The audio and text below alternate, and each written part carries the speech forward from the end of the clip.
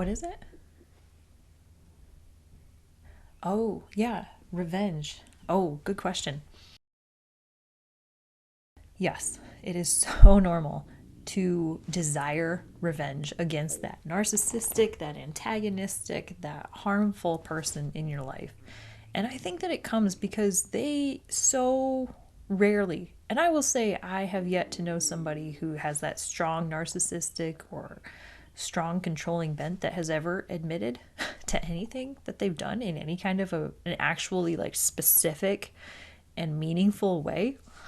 I think the desire for retaliation comes from that unaddressed need for them to be accountable to their choices. So much of what we have is like shame from them, blame from them. I only did this because you. And it's like somehow they're like made of like emotional Teflon. Like they just nothing sticks to them. Like none of the shame for their actions is ever going to show on the outside. They have such a strong defense mechanism on the inside of them where they're like they do have a lot of shame, but they like stuff it all down inside and they just pretend it's not there. And what comes out is like, how could you even think that I did something wrong, because here's really what happened.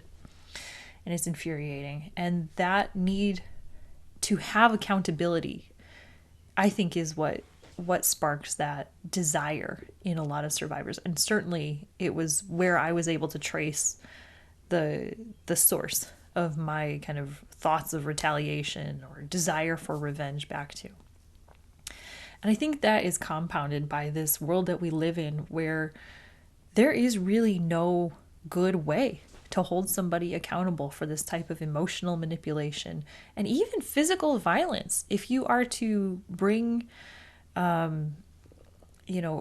charges forward in some sort of a criminal system, even if it's that other person is so clearly in the wrong and there's like so much evidence for it, it is an incredibly lengthy process. It's an incredibly costly process. It's an emotionally draining process to get to any point where it seems like they might be held accountable.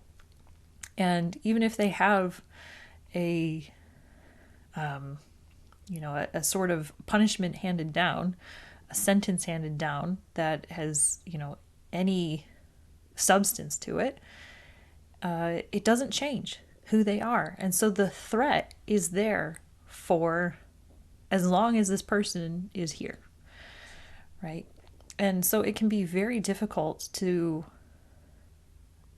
even in the situation where there is some accountability handed down, like forced on them, they still don't take accountability. Like nothing actually changes. And it can be so difficult to live with that awareness without, just wanting them to hurt for what they've done. And I want you to know it's incredibly normal. It's distressing to a lot of survivors because it's not consistent with how we usually act in the world. It's not consistent with how we think of ourselves. It's so far outside of the norm that we run away. We feel fearful of these thoughts, like there's something wrong with me. There's not. I want you to know that first and foremost, there's not something wrong with you. If you are feeling distressed, if you are feeling like these thoughts are like really all consuming, I do encourage you to talk to somebody about them.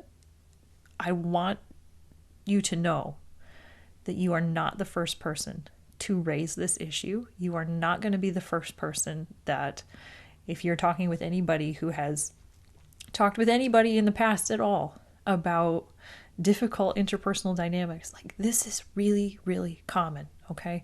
It's going to feel vulnerable. It's going to feel really exposing. It's normal, okay? Please don't be afraid. If you feel like these thoughts have gotten to a point where it's like they are just like all you can think about and they are just keeping you from living the life that you want to live as you're recovering, please, please, please, please don't be afraid to talk to somebody about them. But do know that they pass. They pass. It takes time. What I have found to be very helpful is to address the emotion underneath, to admit that it sucks, that there is no accountability for these people. There is no system, there is no force on this planet that is ever going to make them look you in the eye and say, "Hey, this was the specific thing that I did, and I recognize this was the impact that it had on you, and I am sorry."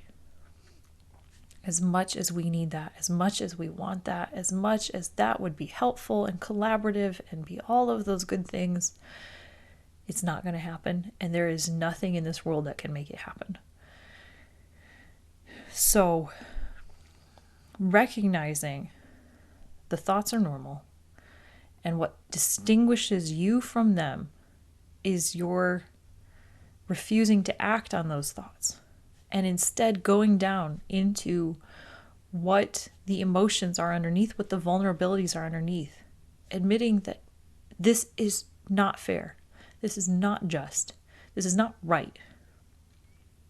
If somebody hurts you, they should have to be accountable to that. They should have to acknowledge that. But that's not why people hurt other people. You don't hurt someone because you have the capacity to care about what they feel.